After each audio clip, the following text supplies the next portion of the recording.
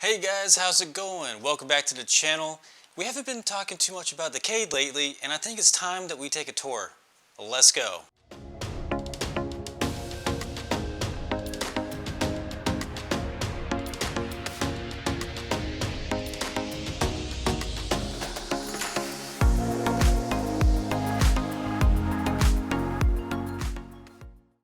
Alright guys, so this system is now a little over 1 year old. It's about 13-14 months now.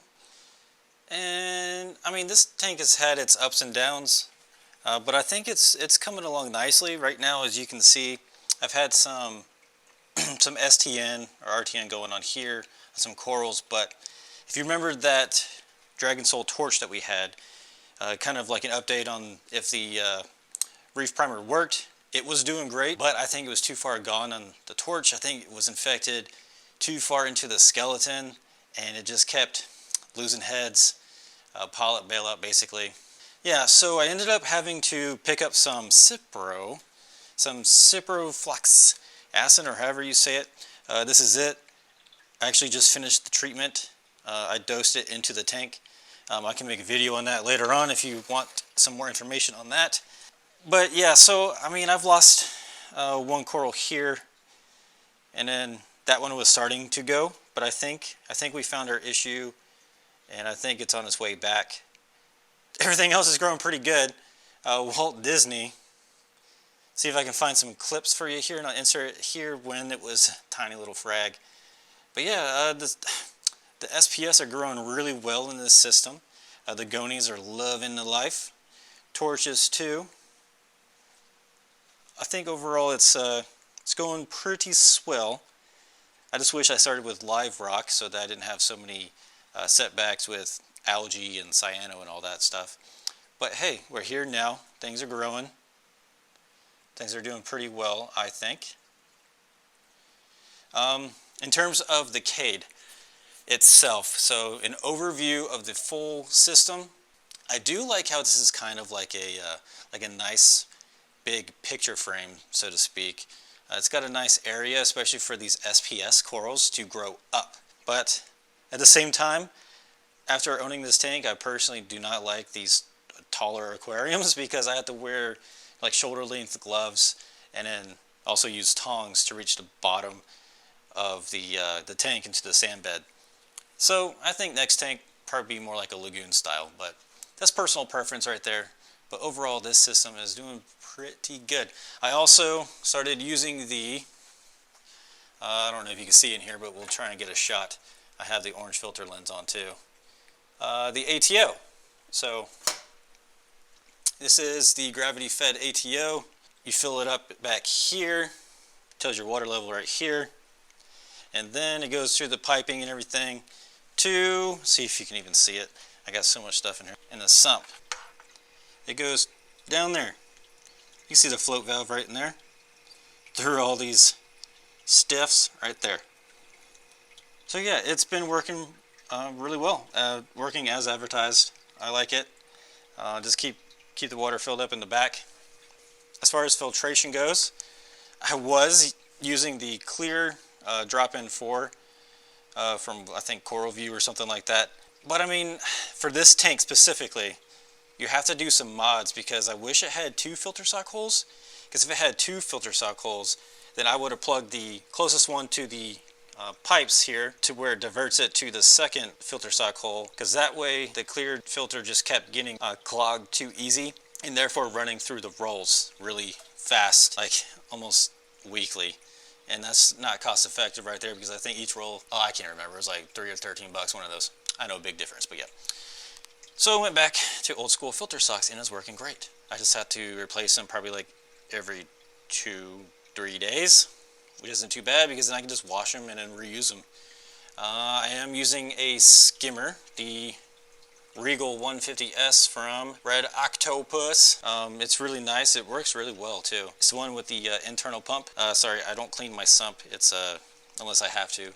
It's not a show sump, so if that's what you're here for, this isn't it. It's reefing reality and functionality. Also, I am running the clear water scrubber CW50 model. It works really, really good. I just harvested it yesterday actually, because I did a water change on this tank yesterday. If you want to see the video how I installed it, I will link it down below and also put a card up above if you want to see that. But I think this is a pretty nice, clean install for this manifold. Little modifications there. Got the GHL cooling fan for when it gets too hot. This pump here is the Ecotech S2, and it's running our Aqua UV sterilizer. I have it off at the moment. Might turn it back on later, but we'll see if I need it. So yeah, that's about it. I got one of those Brightwell blocks in there for media or biological media. I got the GHL probes here, which I have the controller right here. Got the KH director and the Profilix 4. These are really nice machines. I like them a lot. They work as advertised. Here's a little controller board type area.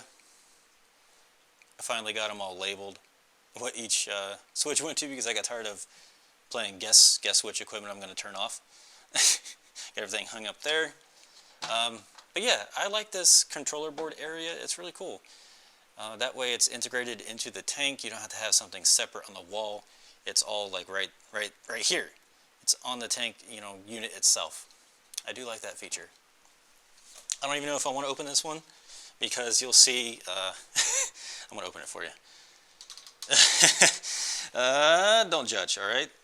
My rat's nest. Hey, at least it's hidden, right? And I got the little battery back up there. It gives me about 30 minutes to get the generator up and running in the tank, plugged back in if I lose power. Yep, Reef Moonshiner stuff. I dose daily, and then do the ICP test. I just follow the program. So, easy stuff. Yeah, there's nothing too overly complicated in this sump at all. Just running filter sock, skimmer, biological media, and then the old algae scrubber there. Overall, this CADE system is pretty good. It's pretty nice. It was a kind of a pain in the butt to get it set up and plumbed. So if you're following these video series, then you'll know what I was talking about. I can link it down below as well if you want to check that out. If you want to check the build series going on in this, the setup and whatnot. Yeah, so we do have some nice anemones growing. Everybody's favorite anemones, but hey, I think it's part of reefing.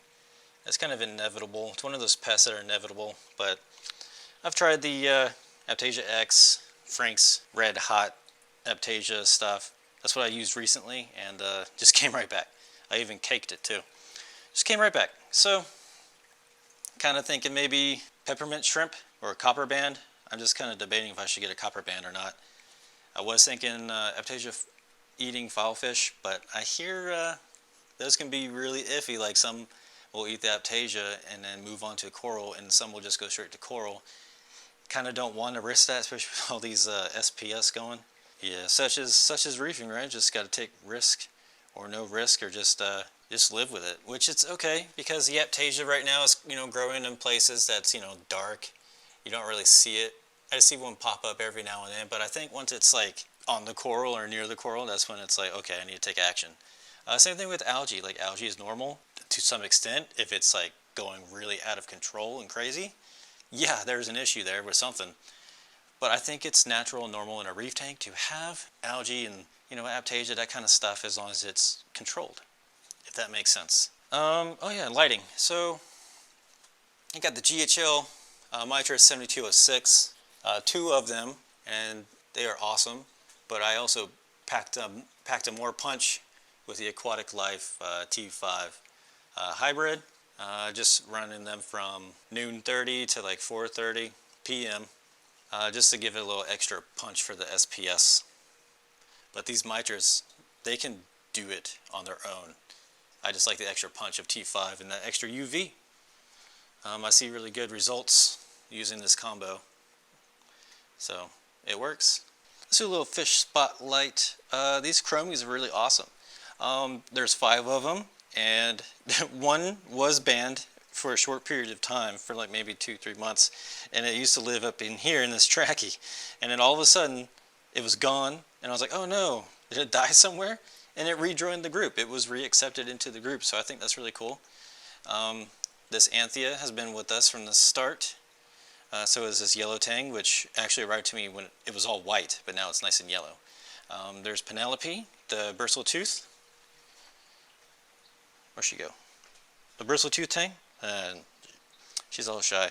But she was covered in really bad flukes. I don't know if you remember that video when I did the quarantine tank video. But now she's beautiful, but she has a little mark right there.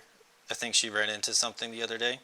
Probably when I was doing a water change, probably scared her, hit the rock or something. It happens. And then the pintail wrasse, doing really good. It's always picking at the rock and whatnot, eating pods, nice and fat. Yeah, we got our 2 shrimps in here still. They've been laying eggs every now and then, and even the snails have been going crazy, just like reproducing in here, but I haven't seen any babies yet, but I think that'd be really cool if babies come.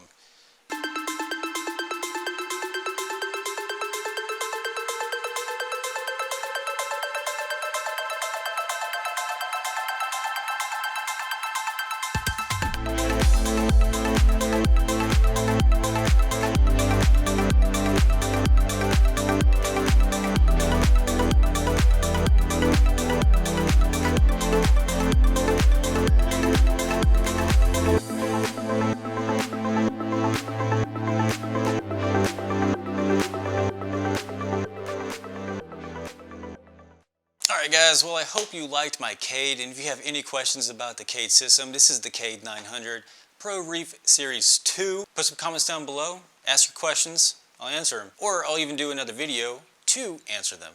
Thanks again for stopping by, and remember guys, just reef.